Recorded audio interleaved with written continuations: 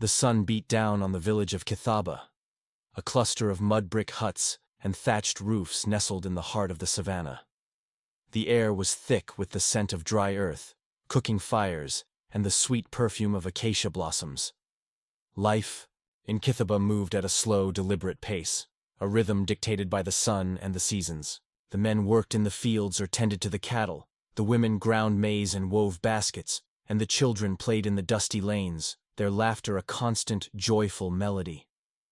It was a village of simple truths and enduring traditions, a place where everyone knew everyone, and the stories of their ancestors were told around crackling fires on cool nights. In the center of it all lived Juma, a man whose skin was as wrinkled and scarred as the ancient baobab tree that stood sentinel over the village square. He was the oldest man in Kithaba, a living chronicle of its past. To the younger villagers, he was a figure of quiet reverence, a source of wisdom on farming and weather patterns. But to the children, he was a magician, a storyteller who could make the wildest tales feel as real as the dust under their feet. He would speak of spirits in the wind and of animals who understood the language of men. Some of the adults, modern in their thinking, considered his stories to be simple folklore, a charming but harmless eccentricity. They respected him, yes, but they did not take his more fantastical claims seriously. Juma did not mind. He knew the world held more secrets than a person could ever imagine, and he was content to keep his own. He lived in a small, well-kept hut on the edge of the village, his only companion a gentle dog who had grown old alongside him. One morning, an unusual silence fell over the savannah. The birds that normally sang their greetings to the dawn were quiet. The crickets that chirped tirelessly in the tall grass had gone silent. A strange stillness, heavy and foreboding, settled over the air. The villagers who lived their lives in tune with the natural world felt the change immediately. A sense of unease, a prickling of the hairs on their arms, spread through the community.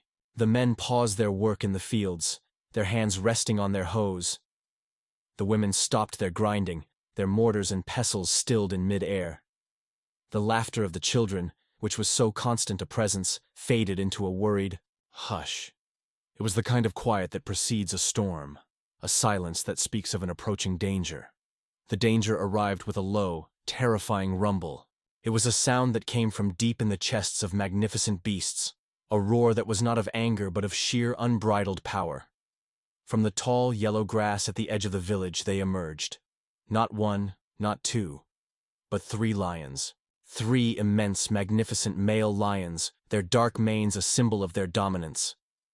They were creatures of myth, of legend, and they were here, walking with a slow, deliberate grace into the heart of the human world. Panic erupted. It was a primal, gut-wrenching terror that seized every person in the village. The women shrieked, their baskets falling from their hands. The children screamed, their innocent playfulness replaced by a deep, harrowing fear. The men, who were so used to being the providers and protectors, were now just frightened animals. They ran for the safety of their huts, their faces a mask of pure, unadulterated fear. They stumbled over each other, a frantic, desperate stampede for cover. The air was filled with the sounds of their terror, a cacophony of human fear that was the only music the lions seemed to hear. But in the midst of this chaos, one person did not run. Juma. He was in the village square, sitting on his favorite stool, whittling a small piece of wood. He was surrounded by the noise and the panic, a small island of calm in an ocean of fear. As everyone else fled, he simply stood up, his movements slow and deliberate, and stood there, facing the approaching lions. His dog, who was whimpering, in terror, ran for the shelter of his hut, leaving Juma alone in the open. The villagers, who were now watching from the small windows of their huts, peered out in a state of utter disbelief. Their eyes, wide with fear, saw Juma standing there, a lone, frail figure against the immense power of the 3 lions. "He has lost his mind," a woman whispered, her voice trembling. "He is old and confused," a man replied, his hands shaking. They believed he had simply given up, that the weight of his years and the shock of the lions had broken his spirit. They watched, their hearts pounding in their chests, certain that they were witnessing the final moments of their beloved elder. The lions, for their part, seemed confused by his presence. They had expected to see their prey scatter, to feel the thrill of the hunt. But this old man, he did not run. He did not scream. He just stood there, his back straight, his gaze unwavering. They stopped their forward momentum, their great bodies still, their powerful heads tilted as they studied the strange, unmoving creature before them. The silence that followed the initial panic was even more terrifying. It was a silence filled with the heavy, rhythmic breathing of the lions and the pounding hearts of the villagers. The lead lion, a magnificent beast with a dark, almost black mane, took a hesitant step forward. The other two followed, their movements a synchronized dance of power and grace. They were a few feet from Juma now. The villagers, huddled in their huts, looked at each other, their faces drained of all color.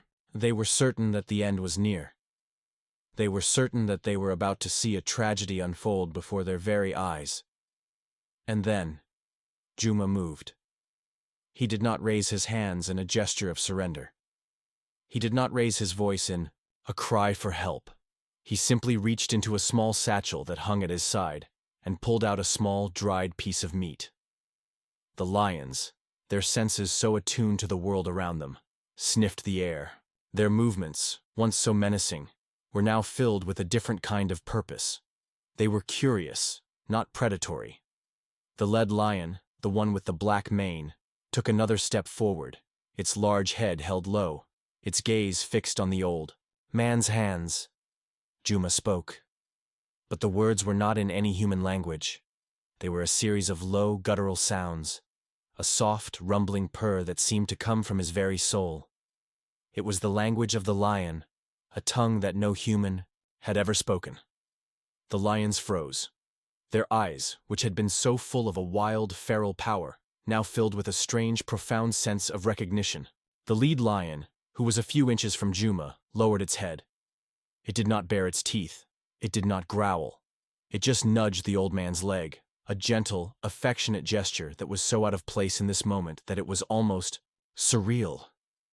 The other two lions, who had been watching from a small distance, now walked forward, and they too began to rub against Juma, their great bodies a symbol of a trust that was so deep it felt like a family bond. The villagers watched in a state of utter shock. Their pale faces, which had been so filled with terror, were now a mask of confusion and bewilderment. They had expected a massacre. They had expected to see their elder torn to pieces, but what they were seeing, it was not a battle. It was a reunion. Juma was not a victim. He was a father. Juma stood in the village square, surrounded by the three lions, and he began to talk. His voice, which was once so full of a wise, quiet authority, was now filled with a deep, profound love. He told them a story that he had never told before. He spoke of a time in his youth, a time when he was a lion handler, a person who had spent his life raising and caring for the great cats. He spoke of a lioness who had been killed by poachers, and of her 3 cubs, 3 small, helpless creatures who were left to die in the wild. Juma had found them, and he had taken them in. He had raised them as his own, feeding them with his own hands, teaching them the language of the wild, and teaching them to trust him. They were his family, his children, his whole world. He had named them too. The one with the black Mane was Asante, which meant thanks in his language. The other 2 were Akono and Baloze, which meant choice and ambassador. He had loved them more than a person could love another, and then he had to let them go. He had to set them free, to return them to the wild where they belonged. It was the hardest thing he had ever done, and he had never spoken of it again. He had returned to the village, a man with a secret, a person who had a past that was too grand to be believed. The villagers listened, their disbelief slowly giving way to awe. They had known Juma as a simple elder. They had not known him as a guardian, a protector, a person who was a part of a world that they could not even begin to imagine. They saw the way the lions looked at him, their eyes full of a quiet, profound affection. They saw the way they responded to his touch, a soft purr in their throats that was a song of their love for him. They had not come to the village to harm them. They had come to the village to find him. They had heard his name in the wind, his scent carried on the breeze, and they had returned to their father, their guide, their most trusted friend.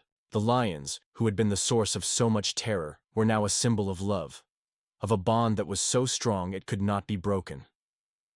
The lions stayed in the village for a day and a night. They were peaceful, gentle, and they were always with Juma. He walked with them, he talked to them, he fed them with his own hands.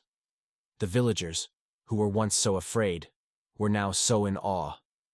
They watched as the great beast slept at the foot of Juma's hut, a living shield of a love that was so pure it was a miracle. The children, who had been so terrified of them, now looked at them with a newfound curiosity, their fear replaced by a deep and profound respect. Juma was no longer just a storyteller. He was a hero, a legend, a living testament to a bond between man and beast that was too beautiful to be believed. On the morning of the second day, Juma walked with his lions to the edge of the village, to the very spot where they had first appeared. He said his goodbyes, a final, heartbreaking farewell. He spoke to them in their language, his words a soft, guttural purr of love and gratitude. The lions nudged him, a final affectionate gesture, and then they turned and walked back into the tall grass, their great bodies disappearing into the golden morning light. They were gone, but their presence was still felt in the village. The villagers, who had once lived in fear of the lions, now lived with a newfound respect for them. The lions were not a threat. They were a part of their story, a symbol of a bond that was a living legend. And Juma. He was a new man. His wisdom, which had once been so quietly revered, was now sought out by everyone. He was no longer just an old man, he was a guardian, a protector, a person who had a connection to the natural world that was as deep as the roots of the ancient baobab tree. He was a living symbol of a truth they had not known before, that the world was a place of magic and that the bonds of love could overcome anything. He was a hero, and the villagers of Kithaba would never, ever forget the day that the 3 lions invaded their village, and the old man who refused to run, and the moment when everyone turned pale when they saw that the lions were not a threat, but a family returning home.